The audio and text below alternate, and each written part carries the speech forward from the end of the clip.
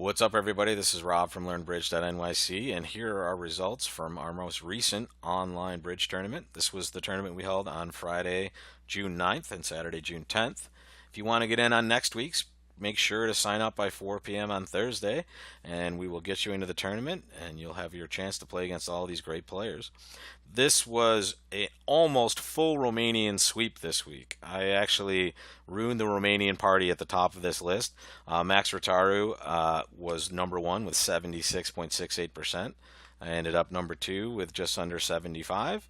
Raluca and Radu, husband and wife, third and fourth. So it was almost a clean Romanian sweep. Those guys are doing very well. Joe Grew fell from grace finally. He's still like the all-time leader in this tournament, but finally we got him out of the top five of the list. In fact, I think it's the first time he's been outside of the top two. So uh, a slight fall from grace for Joe Grew. Our top amateur players were Sabrina Fiddleman coming in first, Charles McEwen coming in second, Molly McDougall third, and Pam Berry fourth. Good job, guys. The rest of you did very well. Lots of people over 50% this week are close to breaking that 50% barrier. That's where you kind of want to be. And don't worry, some of the results are a little skewed because you have some really great players playing some of these boards. So if you expect to get 100%, it's usually not going to be there because you got some good talent in the tournament going against you. Let's take a look at the boards we played together. So we jump in right with board one, which saw two passes and our hand open one diamond. The West player overcalled one heart and partner bid two no trump. This is always this hand, guys. It's 11 or 12 balanced. It's no four card major. In this case, they're just denying spades because they could double or bid spades if they had that suit. And it always shows stoppers in the opponent's suit. So the two no trump bid just shows this hand, invitational. Now it comes back to us, and it is a clear 3 no trump bid. Some of you bid 3 diamonds. And 3 diamonds is a bid that might make sense because you're just showing your extra diamond, the fact that you have 6 of them, and you're describing your hand. However, you should know at this point, when partner bids 2 no, they certainly have the heart suit stopped, and you have a tremendous source of tricks in the dummy for them. These 6 diamonds are just wonderful tricks for your side. So with a more than a maximum hand, 15 points, we just raised partner to game and we bid 3 no trump. Those of you that bid 3 diamonds saw your partner pass because you kind of suggest that, hey, I'm not willing to bid 3 no, I just have a long diamond suit, which usually means it's a bad diamond suit. Because with a diamond suit this good, we're always going to bid 3 no trump because those are our tricks in this contract. So when I go up here and look at the results at the other tables, I see a few of us made 5, a lot of you made 4, and only 3. So let's take a look at how I played this hand, and you should play the cards in these situations. The opponents led a heart, obviously, that was their partner suit. West won the ace and led the king of spades. This is always the ace here, guys. If you tried to hold up here, you took 2 spade tricks and made them only 1 spade trick. And here's what I mean. If you played low, the opponents can now switch to a different suit. And now they're sitting behind your ace jack with their queen. So your ace is a trick, but your jack never will be. However, if you just play the ace here at trick 1, you now guarantee another stopper in spades and a potential trick, because the 10 of spades will force the queen and the jack will end up being a trick here.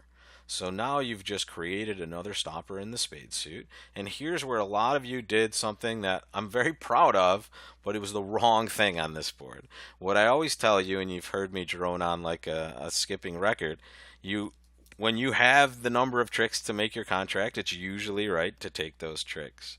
And here, if we count our winners at this moment, we just won a spade. We have 6 diamond winners, that's 7, and we have 2 heart winners, that's 9. And that'll get you to your contract. So some of you ended up just taking your 9 tricks at this point. However, this is a match point tournament. And this is the form of scoring we're all going to be playing at the clubs and in any pair game we ever play in. So over tricks matter, and you can see by the scores here at the other tables, they matter a lot. If you only made 3, you got 36%, whereas when you make 4 or 5, you get a much better score. And here's how we do that.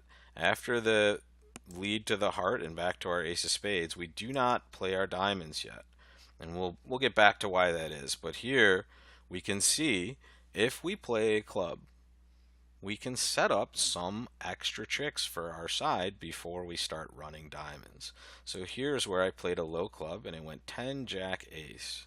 And now we've developed 3 extra tricks in the club suit. And the best the opponents can do at this point is to lead a spade and take one more trick, which gives our side 10 total tricks. So instead of just running those diamonds and taking 9, we've already done better. So the worst case scenario for us is automatically 1 trick better than what we would have had if we just took our tricks. So this is always a win for us. And at my table, you can see they led a spade, and I was able to win my 10. They ducked the queen, and now I just have the rest of the tricks. And here is one of the reasons we don't run diamonds right away. Look at this moment. If I start taking all my diamond tricks, I have to throw 3 cards away from dummy. I can't throw the 10 of spades, right? Because that's my card that I need to be able to promote my jack. I can throw 1 heart, and now I have to decide whether I want to throw a winning heart trick or a potential club trick. And I have to do this twice, right? So it's much better before you start squeezing the dummy out of those tricks to just set up this suit first, and now maybe you get lucky like I did, and you get to take all the rest of the tricks. Board 2 saw a pretty normal 4-spade contract. The only question was we opened a club. West bid 2 hearts, which is interesting. They could also just bid 1 heart. They have a pretty good hand. And North doubled just to show 8+ points in spades. East bid 3 hearts. I bid 3 spades along with half of the other pros, and the other half passed in this situation. But as it turns out on this hand, it didn't matter what you chose to do in this seat. If you did pass, North would bid 3 no trump, and now you should correct to 4 spades anyway. Right? So we're always going to be playing 4 spades. The real win here, and I'm going to show you how Joe Grew played this board, you need to draw trump on this hand at least a couple of times. In Joe's table, they started with a spade, they led the ace, and then they switched to a diamond, which he won in dummy. Now he played the jack of spades, and he's just trying to get rid of trump, and we see the bad break at this particular moment. And now the opponents start playing hearts, and we win the second heart trick. And here's the time where some of you might have gotten this wrong. You might have started playing your side suit winners and allowed the opponents to take more than 1 spade trick. But if you look at this hand, outside of the trump suit, you have all winners. So if you draw trump now, the worst thing that can happen is they win their spade and lead a heart, which you can trump in either hand and draw trump from the other hand. So you can take the rest of the tricks just losing 1 trump trick. And that's all we need to do here. We know we're going down. We just want to avoid going down more than just 1. So here's where Joe played a low spade, and they allowed him to win this trick. And he claimed, and this doesn't mean he's going to draw any more trump. At this moment, the claim is he's just going to play every single one of his winners and let the east hand trump whenever they want. So we hold it to just down 1. Those of you who might not have drawn trump or maybe drew too much trump, if at this moment we were to play a spade, east would win, and then their side would take 3 more heart tricks. So we want to draw enough trump to the point where they just have either none left and we've won the trick, or where they just have 1 left and it's a winner. And from this moment on, we never ever play trump again. Okay, 3 was my worst board, and I think we got to a reasonable slam on this hand. So if you did not play 6, you were a little timid in my opinion, and I'm not saying that because I got a poor score, but we have a good portion of the field that was only in 4, but then almost the rest of the field is in 6 spades, with some people bailing out in levels of no trump. So I started with 1 no trump as the south player, and my partner bid 2 hearts, which is just the normal transfer to spades, and I accepted. And now partner bid 3 diamonds. This bid of 3 diamonds after a transfer or even after a statement auction is always natural and game forcing. So what partner has told us at this moment is they have 5 spades and they have at least 4 diamonds, and we are in a game forcing auction. And they just want to know whether or not we have a fit and where we would choose to play this. And we have 2 bids we can make with our hand. We can bid 4 spades, which would show a bare minimum and a spade fit.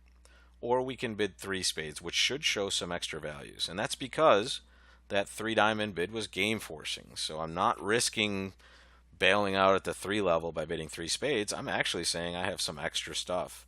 The reason I chose to show extra values was because of my diamond holding, honestly. I know I have a spade fit, but I also have ace queen 10 fourth and partner's second best suit. But here I wanted to show some extras. I have a little bit of shape. I have a doubleton heart.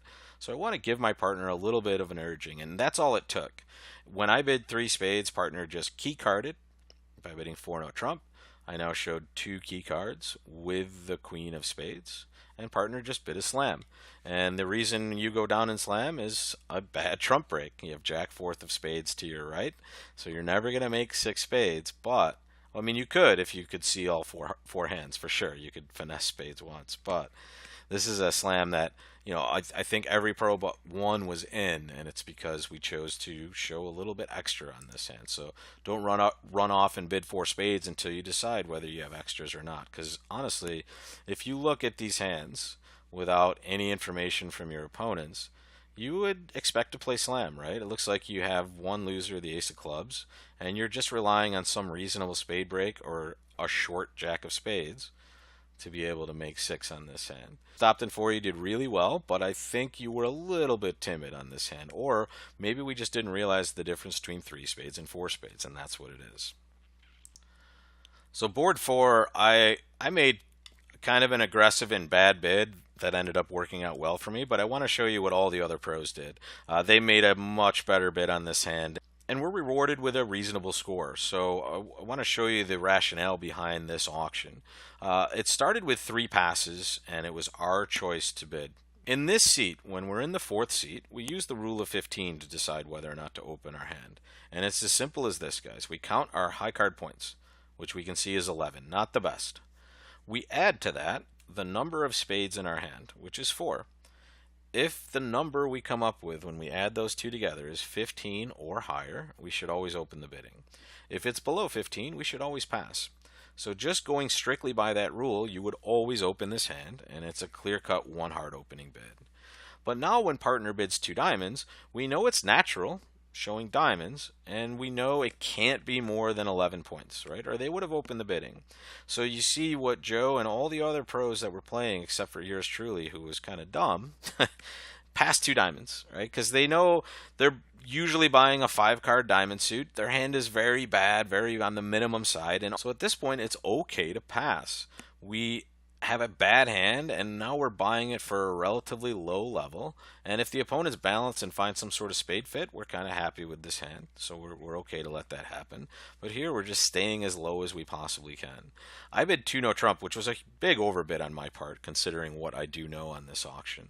And I ended up getting a very good score, but not something I'm terribly proud of. Passing 2 diamonds was what all of the pros did on this hand, and a lot of the amateurs did as well. Those of us that played no trump might have scored better, but in the long run, passing 2 diamonds is probably your best spot. I have to talk about board 5, guys, because a lot of us did not take the correct finesse on this board. All of us were in 4 hearts pretty much. There were very few people that were not in game on this hand. You could always make 6 on this hand, and it's because you should always take your heart finesse. And I think a lot of you might have just gotten confused with 8 ever, 9 never, which is when we're finessing for the queen of a suit.